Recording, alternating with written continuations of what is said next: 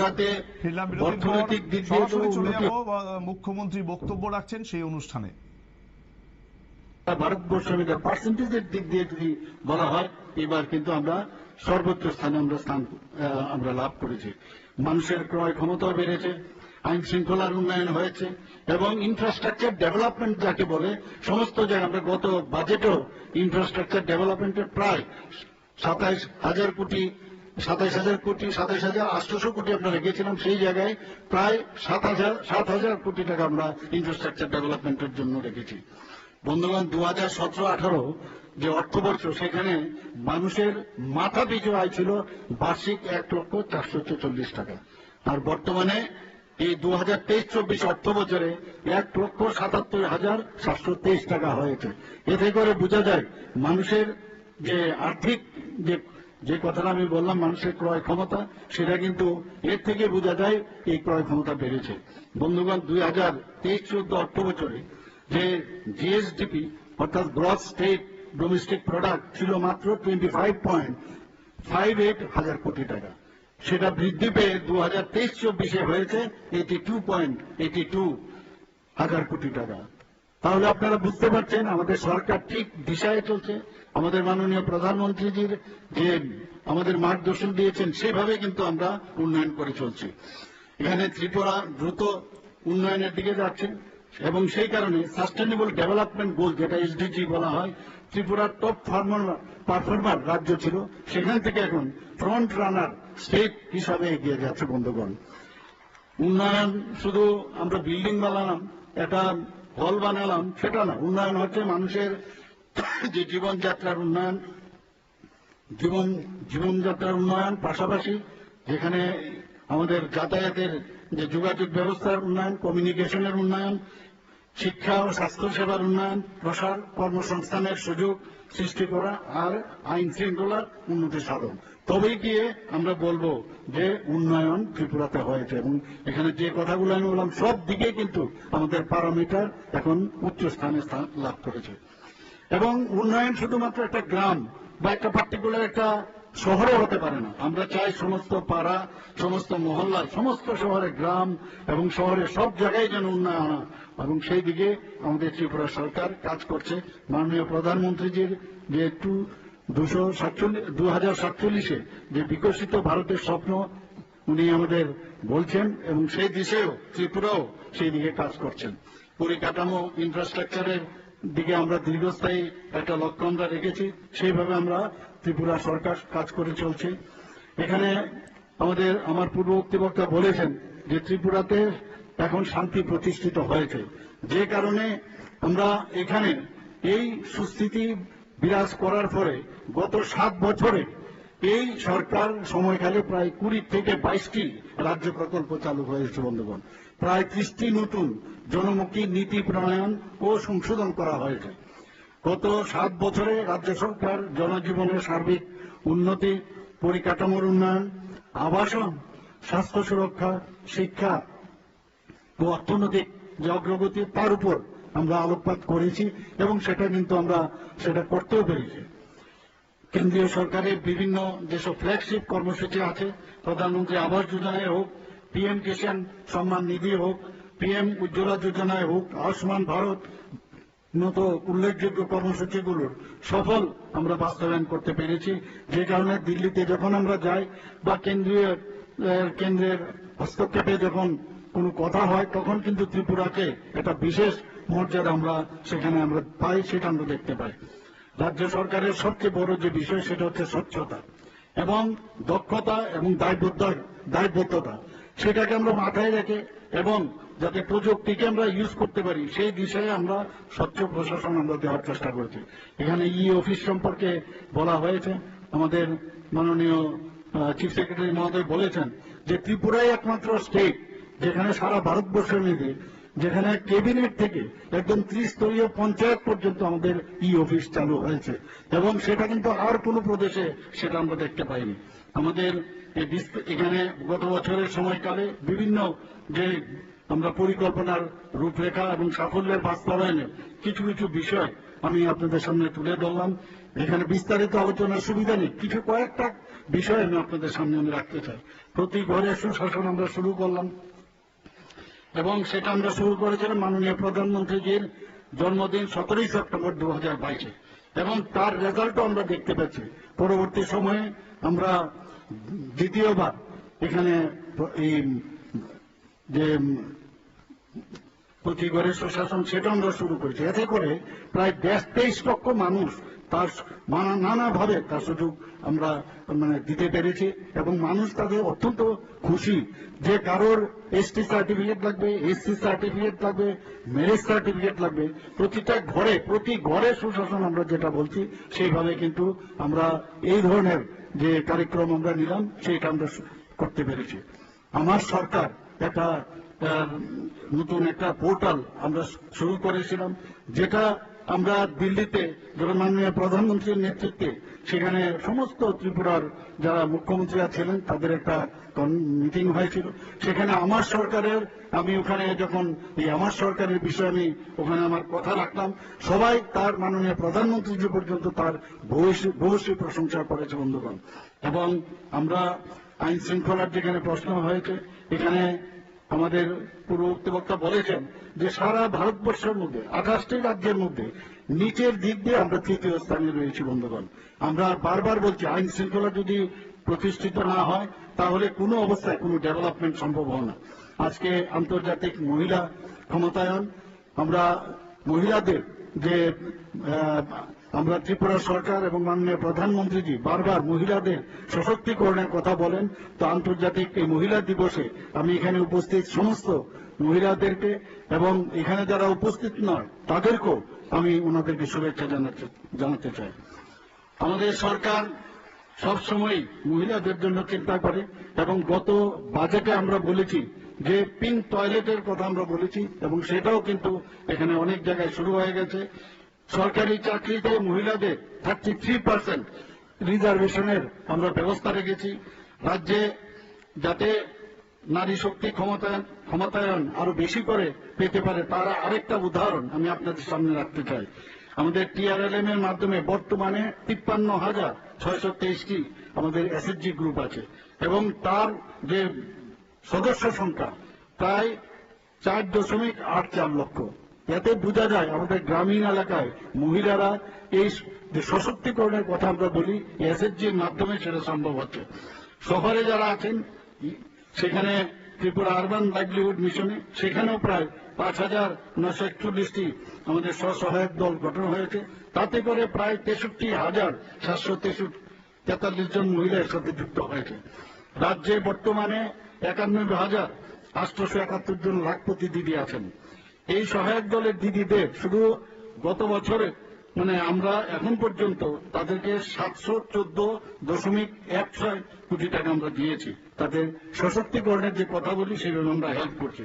কিন্তু 2017-18তে যদি আমরা দেখি সেখানে মাত্র 32.67 কোটি টাকা দেওয়া হয়েছিল বন্ধুগণ। তো সেইভাবে আমরা আমাদের এসএসজি গ্রুপকে আমরা সহায়তা করছি। ব্যাংক লোনের ক্ষেত্রে যদি আমরা দেখি 2017-18 আগে দেওয়া হয়েছে মাত্র 4.95 কোটি টাকা, আর 2018 পর এখন পর্যন্ত আমরা 1,465.81 কোটি টাকা এই এসএসজি গ্রুপের আমাদের মেয়েদের মহিলাদের আমরা দিয়েছি। বন্ধুগণ, 3.87 লক্ষ স্বসহায়ক দলের দিদিরা প্রধানমন্ত্রী সুরক্ষা বীমা যোজনায় সুরক্ষা পাচ্ছেন। 3.14 লক্ষ দিদিরা প্রধানমন্ত্রী জীবন জ্যোতি বীমা যোজনায় সুফল পাচ্ছেন। আমাদের সরকারের প্রচেষ্টায় সহায়ক দলের যারা জনজাতি মায়েরা আছেন তাদের যে তৈরি রিসা পাছড়া এবং তারা যে মাতাবাড়ির যে আপনারা সবাই জানেন যে পেয়ারা সুপ্রসিদ্ধ পেয়ারা সেটা জিআই ট্যাগ পেয়েছে। আজ তারা ব্যবসায় সফল হচ্ছে বন্ধুগণ। TRLM পরিচালিত ক্লাস্টার লেভেলের সমষ্টি থেকে 7 দিনে 7% সুদে ঋণ কেন্দ্রীয় গ্রাম উন্নয়ন দপ্তর কর্তৃক দেশে 3টি যে সর্বোৎকৃষ্ট ব্যবস্থার মধ্যে সেটা পুরস্কৃত হয়েছে আমাদের ত্রিপুরা রাজ্য।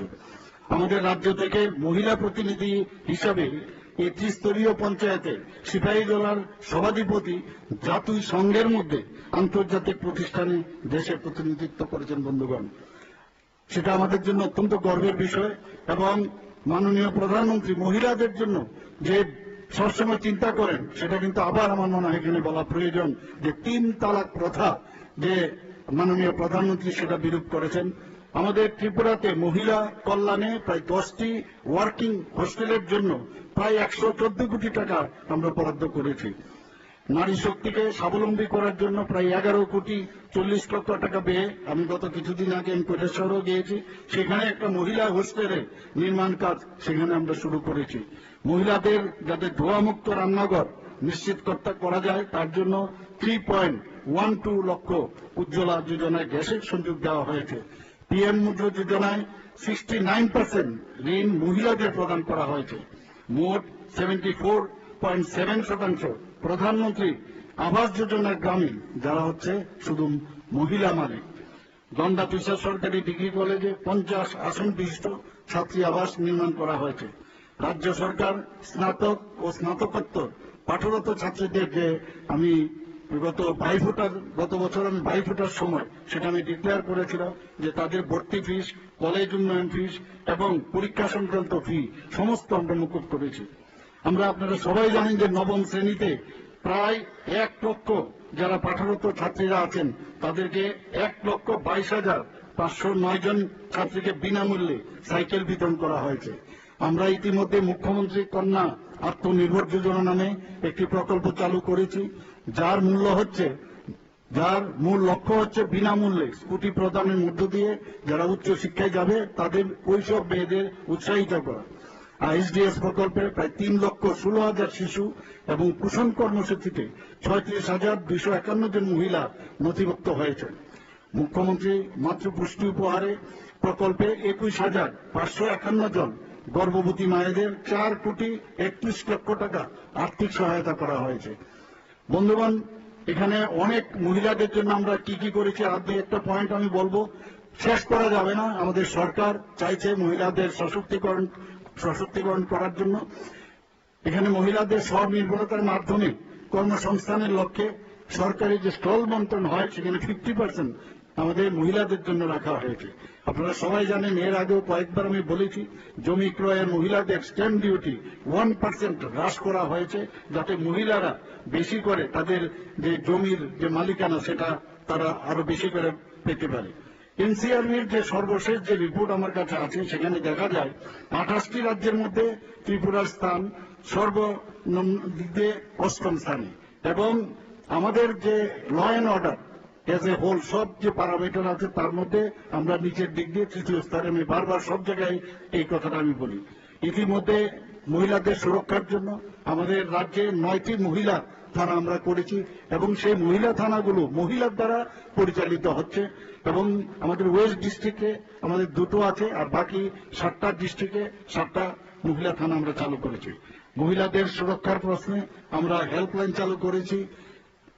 এখানে যদি মহিলা ও শিশুদের উন্নয়নে রাজ্য সরকার অনেক প্রকল্প আমরা এখানে করেছি। আপনারা বিজেপি নেতৃত্বাধীন জোট সরকার যখন আমরা ক্ষমতাসীন হই, 2 দফায় আমরা সামাজিক ভাতার পরিমাণ প্রায় 3 গুণ আমরা বৃদ্ধি করেছি।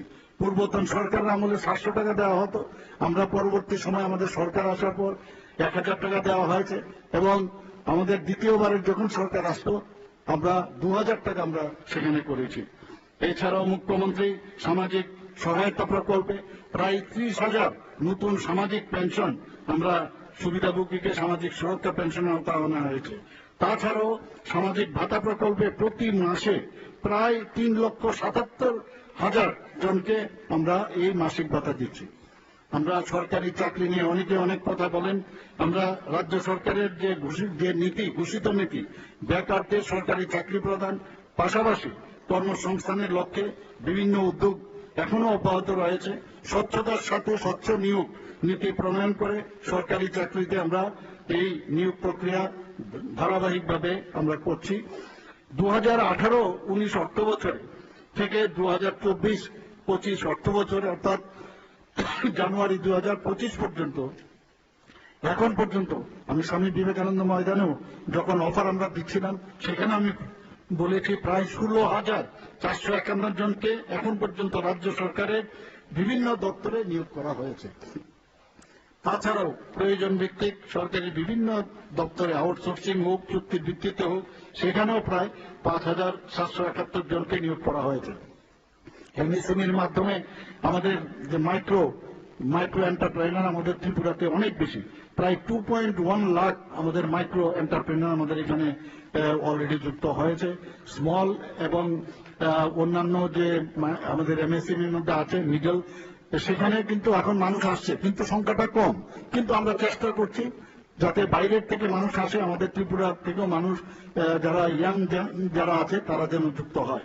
আমাদের সিকিউরিটি গার্ড এবং অন্যান্য পরিষেবার ক্ষেত্রেও বিভিন্ন এজেন্সি প্রায় 2,987 জনকে সরকারি এবং বেসরকারি বিভিন্ন প্রতিষ্ঠানের নিয়োগ করা হয়েছে। ত্রিপুরা ইন্ডাস্ট্রিয়াল ডেভেলপমেন্ট কর্পোরেশন গত 3 বছরে রাজ্যে 1,617টি এমপ্লয়মেন্ট জেনারেশন করেছে। ভারত সরকারের যে ministry of statistics and programme implementation periodic labour force survey এর যে রিপোর্ট, সেই অনুযায়ী আমরা দেখেছি বেকারত্বের হার জাতীয় গড়ের থেকেও কম এই ত্রিপুরা রাজ্যে। রাজ্যের বেকারত্বের হার আগের থেকে অনেকটা কিন্তু কমেছে। 2023-24 সালে রাজ্যের গড় হচ্ছে 1.7% এবং জাতীয় গড় কত 3.2%। কাজেই এতে প্রমাণ করে যে ত্রিপুরাতে কাজের সুযোগ কিন্তু অনেক বেশি বৃদ্ধি পেয়েছে। স্বাস্থ্যের কথা যদি বলি, এখানে আপনারা জানেন যে অলরেডি প্রায় 9টার মতো সুপার স্পেশালিটি ডিপার্টমেন্ট ত্রিপুরাতে আমরা এজিএমসিতে খুলেছি। এখানে আমরা 4টে মেডিকেল কলেজ, ডেন্টাল সহ এখানে আমরা তার ব্যবস্থা আমরা করেছি। প্রায় 463 জন ছাত্রছাত্রীর পড়াশোনার সুযোগ ঘটেছে এখানে। কিডনি প্রতিস্থাপন থেকে আরম্ভ করে হার্টের যে জটিল অস্ত্রোপচার এই রাজ্যে সাফল্যের সঙ্গে সম্পন্ন হচ্ছে। পিএম জন আরোগ্য যোজনায় যারা বাদ পড়েছেন তাদের জন্য মুখ্যমন্ত্রী জন আরোগ্য যোজনা 2023-এ আমরা চালু করেছি। মুখ্যমন্ত্রী জন আরোগ্য যোজনা এখন পর্যন্ত প্রায় 4,30,000 উপরে চিকিৎসার যে সহায়তা আমরা দিতে পেরেছি। আমরা এখানে স্নাতকোত্তর স্তরে আসন সংখ্যা জিবির মধ্যে আমাদের আগে স্পেশালিস্টের সংখ্যা ছিল মাত্র 25, সেটাকে আমরা বাড়িয়ে এখন 79 আমরা করতে পেরেছি। আগরতলা গভর্নমেন্ট ডেন্টাল কলেজে বিডিএস কোর্সে মাত্র আগে 50 আসন ছিল, সেটাকে আমরা আরো বাড়িয়ে এখন 63 আসন করেছি। কেন্দ্রীয় সরকার রাজ্যে প্রায় 839 কিলোমিটার জাতীয় সড়ক যে কাজ, সেই নির্মাণ কাজ এখন চলছে এবং ইন প্রিন্সিপাল আরো 6টা জাতীয় সড়কের কথা আমাদের দিল্লি থেকে আমাদের বলেছেন। এবং আপনারা শুনে খুশি হবেন যে পঞ্চায়েত দপ্তর গ্রাম উন্নয়নে 2024 সালে 7টি জাতীয় পুরস্কার পেয়ে ঐতিহাসিক মাইল ফলক অর্জন করেছে। এই সাফল্য শুধুমাত্র রাজ্যের সুশাসন ও উন্নয়নের প্রতিফলন নয়, এটা একমাত্র সম্ভব হয়েছে সবাই মিলে এই সরকারকে আমরা। দ্বিতীয় বিজেপি সরকারের দ্বিতীয় বর্ষপূর্তির অনুষ্ঠান আজ, সেখানেই বক্তব্য রাখছিলেন মুখ্যমন্ত্রী মানিক সাহা। আগামীকাল বড় সমাবেশ রাজ্যে, তার আগে আজকের যে এই দ্বিতীয় বর্ষপূর্তির অনুষ্ঠান, সেখানেই মুখ্যমন্ত্রী বিভিন্ন সরকারি প্রকল্পের বিষয়ে কথা বলছিলেন এবং তার সরকারের আমলে যে সমস্ত উন্নয়নগুলো হয়েছে বা আগামী দিনেও যে সমস্ত প্রকল্পগুলোকে রূপ দেওয়া হবে সেই বিষয়গুলোকেও তুলে ধরছিলেন মুখ্যমন্ত্রী মানিক সাহা। ছোট্ট একটা বিরতির পর ফিরছি, সঙ্গে থাকুন।